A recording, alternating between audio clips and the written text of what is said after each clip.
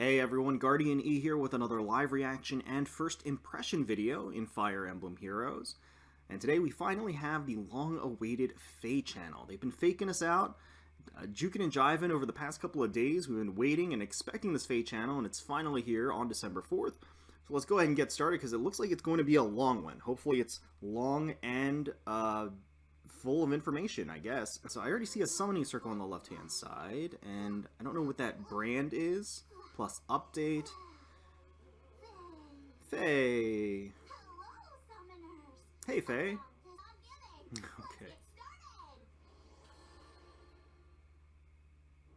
Ooh.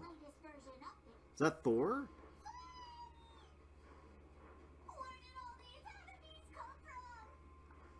So this is book 4? Mjolnir's Strike.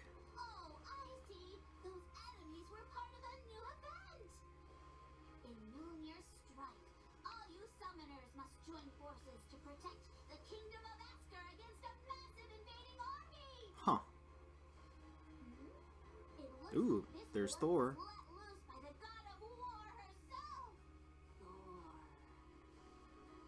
So she's not benevolent, she's attacking us? Okay, so it's look like it's broken into phases. Brace, shield, counter, and rest. So we're going to be on the defense. So there's this really long preparation phase.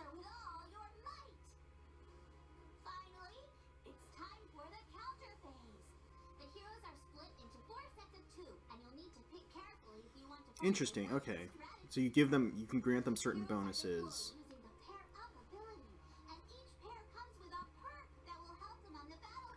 Oh, so they're paired up. Okay, so it's not just 8 units on the battlefield, it has the swap mechanic. Okay. So this is basically like almost like a tower defense. You're putting up sentries more or less, and the first group can move around.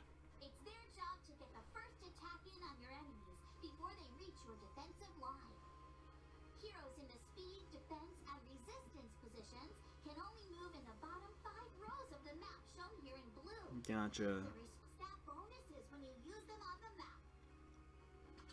Huh, and that's interesting, it's only mythics, it's not legendaries as well.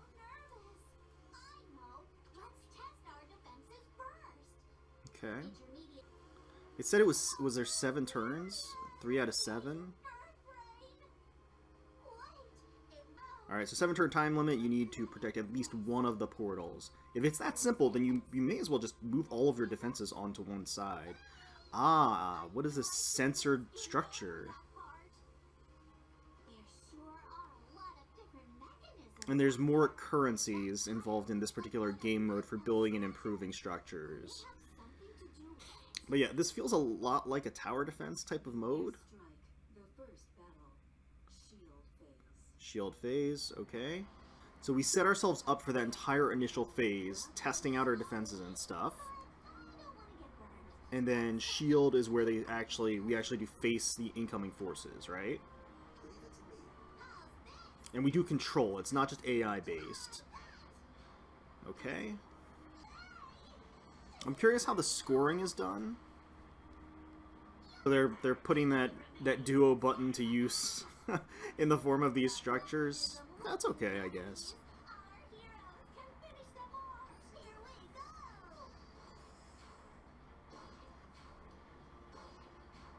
Okay. So I'm guessing you get a higher score based on the difficulty. Yeah, okay. It's probably based on the number of units you have that remain alive, as well as like keeping both portals alive. Alright, so the counterattack. Oh, so I wonder how that gets converted, like your performance in the shield into the counter phase.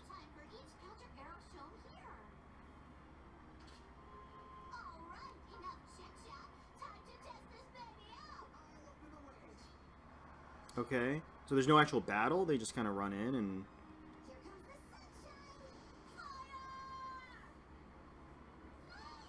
Huh.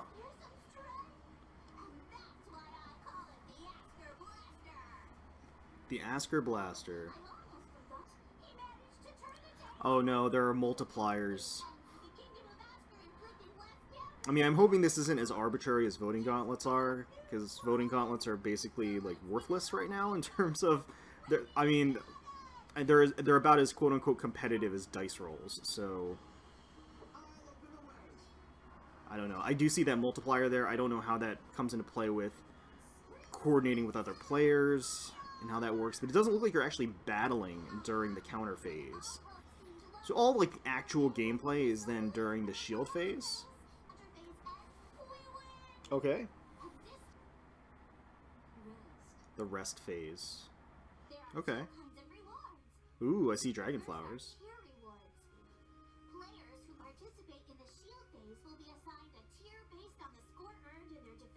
I wonder what those scrolls are. It looks like the second prize is a currency for the structures, right? Didn't we see that before? Divine codes, okay.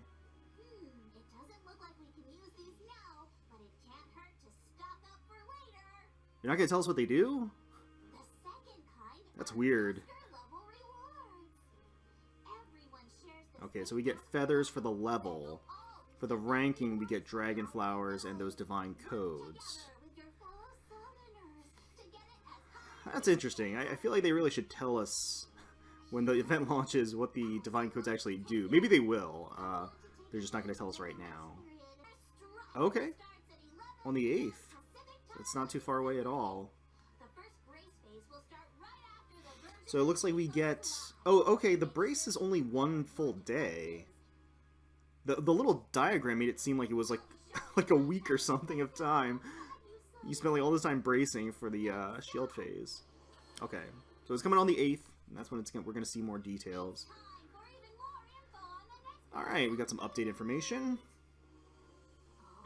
Here's Altina.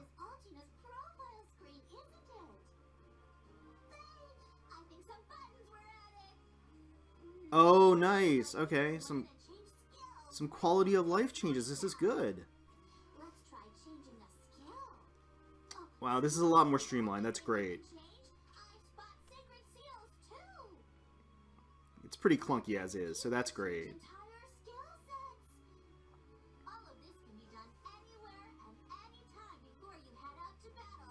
Great. No, that's a huge improvement. That's awesome.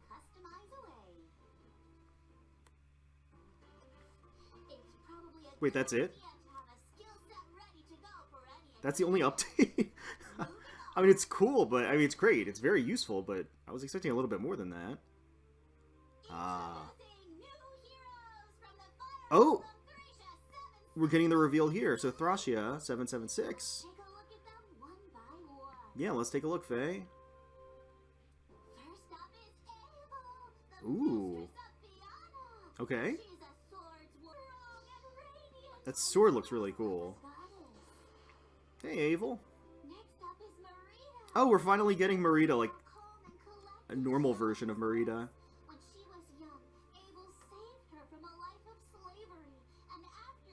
So we got 2 swords already. Yeah, we've seen her fallen version.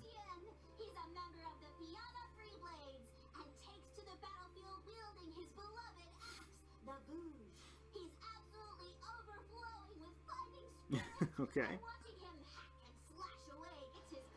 That face, though. Oh, he's got distant counter, or his weapon provides distant counter. Okay.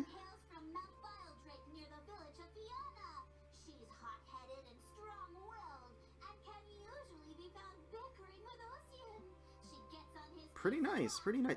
Right, so it should be starting tomorrow, right, and it'll run the entire, well, all the way until Christmas Eve, okay. Yeah, and I'm sure we're getting the reveal video, like, right now.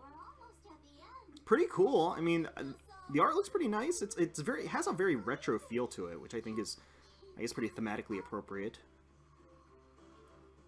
Faye, wake up. What?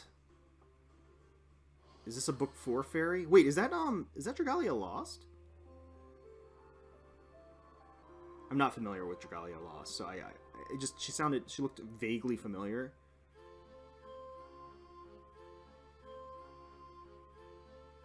Huh. I'm getting some, like, Alice in Wonderland vibes here.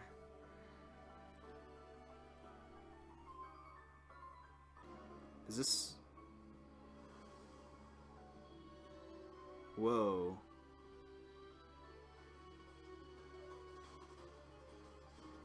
Huh. This new book has a very, like, fairy tale-like feel to it. Alphonse is... interesting.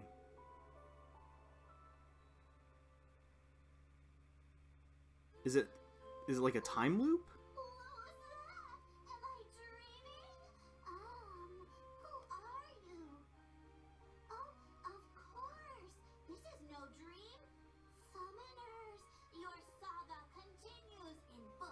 Oh, okay. This is book 4. Book 4 takes place in Leosafamer, the realm of dreams. The realm of dreams. The realm of dreams right now. Huh. So this has a very Disney fairy tale feel to it. Two mysterious figures, and he's got his sword and shield at the ready. Interesting. Oh, that must mean that these two coming to face him are anything but friendly. The fairies have a cool design. I mean, Are Triandra and Plumeria. Plumeria. Ooh. They look a lot like Peony. Are they Leosafer too? Okay. No, they seem a lot more sinister and cold. They must be Dokelfer. Summoners. Faye, let's not discriminate. You don't know. May be enchanting, but every rose has its thorns. If you're not careful, you might get stuck. So it looks like we're not getting... You know, book 4 isn't going to be directly related to Loki and Thor, which... honestly, I'm not that surprised by. Okay. Alright, so it's also launching... yeah, and that would make sense with the new heroes. It would launch with them. Okay. Didn't I already talk about the new hero summoning event featuring heroes from Thracia starting on December 5th at 11 p.m. Pacific time? Yep, you sure did. Strange, because book 4 opens at... oh my! It seems Peony will be part of this summoning event as well. Oh! that's Oh, weird. silly owl. I must Okay. have dreamed up the summoning banner I showed you. Oh, Tanya's going to be a 3 or 4 star hero. Okay, gotcha. Wait, so Peony is not going to be a free hero? I almost forgot the most important. We're not going to get her for free like Est? If you clear chapter Or, I mean, 1 of Air. book 4, Peony will join you as a 5-star hero. Oh, okay, we do get her for free. Okay, cool. Mythic hero and a dancer. Oh my god, she's a mythic dancer. Okay. Starting on December 5th at Alright. 11 p.m. Pacific. Cool, so we do get Peony for free. That's great. Is celebrating the beginning of book 4. And she is going to be a mythic hero, so that means she does get those bonuses in the new game mode. Get up to 20 free orbs. Check in every day and grow Peony Nice. into the best hero she can Never, can't have too many orbs. Great. That's all for today, Summoner. Alright, so that's it. Book Alright, so it looks like we can pause here just to kind of debrief and talk about things. So first of all, I guess with the update, the quality of life change, that's a great thing. I think that it's very useful, helpful for players, because before it was clunky maneuvering the different menus just to get to the different equipment screens. So that's really useful. Kind of light on the content as far as that update is concerned, because I was really kind of expecting a little bit more than that. We did get the introduction to book 4, which is kind of a curveball. I certainly wasn't expecting, I guess, that setting. I was definitely expecting it to kind of segue into Thor. But I think that Thor, obviously they kind of referenced that in the all new game mode.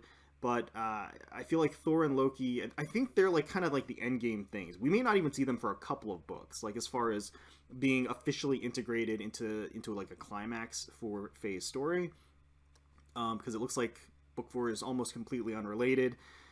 So we'll just have to see. Book 4, the aesthetic is really cool. So we are getting Peony for free, which is absolutely awesome. I think people were probably expecting it because we got Air for free during book 3, but you know, you can't always just bet on that and assume we're going to be getting something for free. So it's nice that they're keeping that consistent. We are getting it, and I think, you know, that's a great move. You know, continue giving us the leading hero, let us use them, get attached to them, because that'll help us to kind of move forward into book 4 and be a little bit more invested.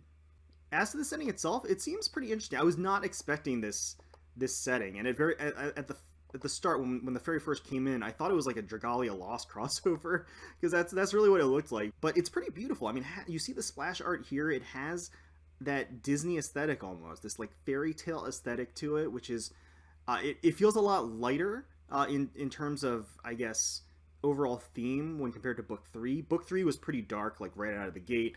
There was like that whole scene with like Sharena dying, and it flashed with Alphonse like crying and wailing. This seems a little bit more lighthearted.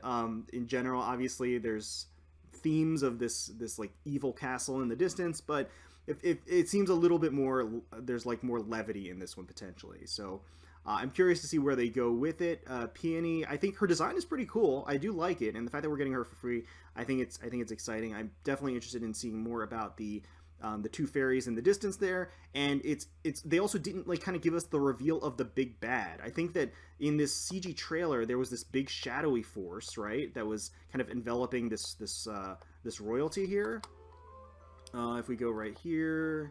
Yeah, so like, yeah, big shadow force, but it doesn't really give us a whole lot of understanding of kind of where things are leading. But basically, it's the Land of Dreams. I'm excited to explore, and we'll see more about it in just a day or two, so that's great. As far as Mjolnir's Strike is concerned, I think in concept it's really cool. I think the game lends itself to this tower defense type of gameplay where you have these structures set up. You have these different phases, you have your units positioned in different areas of the map to defend these 2 portals. Like, that all makes sense to me, and I like that. I think that has a lot of potential to be fun. And the fact that you can have up to 8 units on the battlefield, that's really cool. I like that conceptually. The way that it's structured is it feels convoluted. I don't know if they needed to necessarily do it this way with the whole like brace, shield, counter. And it's also a little misleading because it looked from the schedule, the brace period is only like 1 day. So I don't understand why here it shows like brace being, it looks like double the time for shield and counter. I mean, it seems a little convoluted just because you have brace, shield, and counter. Brace is this long period of time. I mean, you can see right there it says days until shield battle is 5. So you have like 5 days for prep and just prepping and testing your team, and then you get the shield component. It makes sense for players that don't play like every single day. You want to get them involved and not have them necessarily miss an opportunity. So you want to make that window a little bit longer. So I do get that. It just feels a little odd, especially like the counter phase. You're not even attacking. You're taking what you did during the shield phase and then just timing your attacks with the ballista. So I don't know. It seems, again, a little bit needlessly convoluted. I like conceptually what the shield phase is going to be. I think that's going to be neat.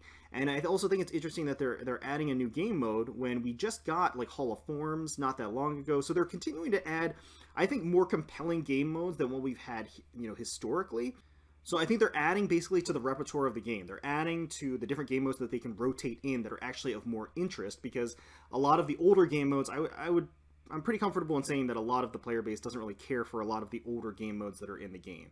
And because of that, I think that they're kind of building up this arsenal of game modes that people find actually compelling, and then they can rotate those in successfully, so that they have a constant loop of new content that's in the game. So yeah, so I think Mjolnir Strike has a lot of potential, at least in terms of the shield phase of things.